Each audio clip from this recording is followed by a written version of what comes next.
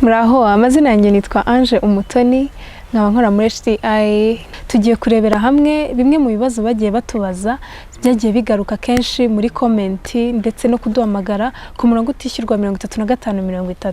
Ikibazo twagiye tubona cyagarutse kenshi ni ikibazo cy'ukuntu ushobora kubara iminsi yawe y'uburumbuke. Iminsi y'uburumbuke ushobora kwibaza ngo niki, umuntu ashobora kuyibara gute? Iminsi y'uburumbuke ni iminsi umugore cyangwa umukobwa aba afite amahirwe menshi yo kuba yasama inda zitateganyijwe. Ushobora kwibaza ngo ushobora kuyibara gute? Hari uburyo bubiri ushobora kwifashisha kugira ngo ubashe kubara iminsi y'uburumbuke. Uburyo bwa mbere ni umuntu ufite ukwezi kudahindagurika, uburyo bwa kabiri ni umuntu ufite ukwezi guhindagurika. Byose rero mbere yuko umenya uko ubibara, ubanza gufata amezi 6 yo kwikurikirana. Muri ayo mezi 6 buri gihe uko imihango yawe je itariki yaziyeho ukayandika. Ukibaza tese ayo mezi 6 bigenza gute? Muri ayo mezi 6 buri gihe itariki imihango yawe yaziyeho urayandika, hanyuma ukazagenda ubara hagati ya buri kwezi iminsi irimo. No kuvuga ngo guhera ku itariki imihango yawe yaziyeho ukagera ku munsi ubanziriza imihango y'ukundi kwezi. Icyo gihe ubasha kumenya ati uku kwezi kwagize iyi minsi, ukabikora inshuro 6 zikurikiranye. Iyi minsi rero yagiye iba hagati y'amezi ingana, icyo gihe nicyo uvuga yuko ufite ukwezi kudahindagurika. Ariko iyo yagiye ihindagurika ni igihe nicyo uvuga yuko ufite ukwezi guhindagurika. Ya mezi 6 rero ararangiye, tugiye kureba noneho wa muntu ufite ukwezi kudahindagurika. Reka dufate urugero yuko uwo muntu yagisanze iminsi yiwe idahindagurika ingana na 23 cyangwa se 21 idahindagurika. Iyo tubonye umuntu afite iminsi 21 idahindagurika, ufata ya 21 ugakuramo 14. No kuvuga ngo ufashe 21 ugakuramo 14 ugwa kuri 7. Bishatse kuvuga ngo umunsi wawe wo kuba igi ryawe ryarekurwa ni urirekurwa ku munsi wa 7. Hanyuma iminsi y'uburumbuke ufata iminsi 5 mbere y'uwo munsi n'iminsi 5 nyuma y'uwo munsi. Tese nukubera iki? Iminsi 5 mbere y'uwo munsi kubera yuko intangangabo ziba zishobora gutegereza intangangore. No kuvuga ngo uko zimara mpuzabitsina idakingiye ku munsi wa 2. Ku munsi wa 2 intangangabo bishobora gutegereza n'uwa 3 n'uwa 4 n'uwa 5 aribwo intangangore izarekurwa. Icyo gihe dufashe urugero rw'iminsi 21 iryi ry'umugore rirekurwa ku munsi wa 7.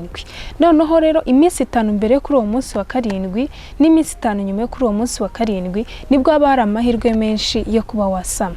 Tugiye kurebera hamwe impamvu ugomba gutegereza iminsi 5 mbere n'iminsi 5 nyuma.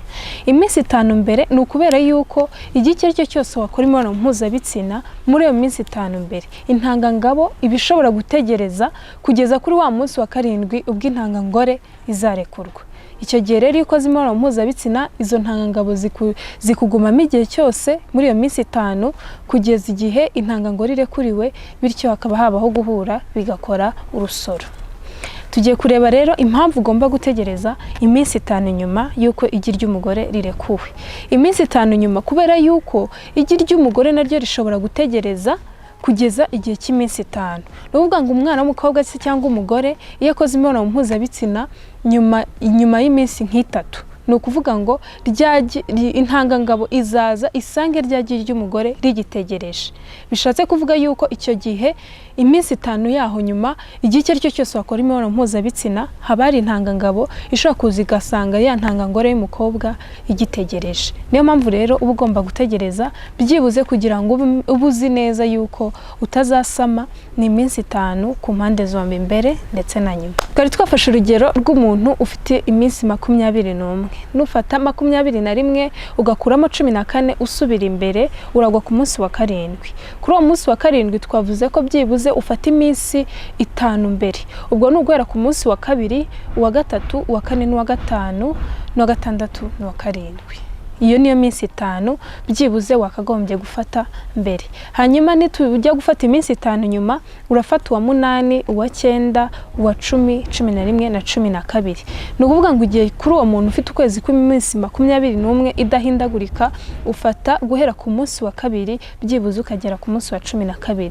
Niko igihe kiwe cy'uburumbuke kiba kingana. Urwo rugero twari dufashe ni urw'umuntu ufite iminsi 21 idahindagurika.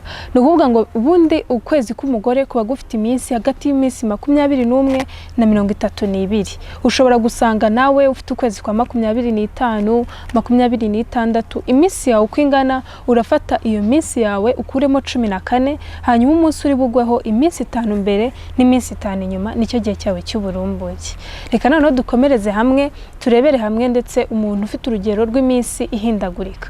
Warikurikiranye y'amezi 6 nkuko twabisobanuye mbere, buri gihe uko iminsi yawe uko imihango yawe ije ukabyandika, ukabikora mu gihe cy'amezi 6, hanyuma ukagenda ubona imibare yaragiye ihindagurika, mbese ingano y'amezi igiye ihindagurika. Wenda hamwe wagize 22, ahandi ugira 30, ahandi ugira 31, bigenda bihindagurika. Icyo gihe rero nibwo ufata umwanzuro wo kuvuga uti ukwezi kwangiye kurahindagurika. Ku muntu ufite ukwezi guhindagurika, twari dufashe ukwezi dufata iminsi mikeya yagize 22 ndetse iminsi myinshi yaragize 29.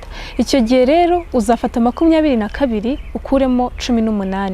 Nufata 29 ho uzakuramo 11, ubwo uzabona 4 na 18. Bishatse kuvuga ngo igihe cy'uburumbuke cyo umuntu ufite ukwezi guhindagurika azaba ari hagati ya 4 y'umunsi wa 4 ndetse n'umunsi wa 18.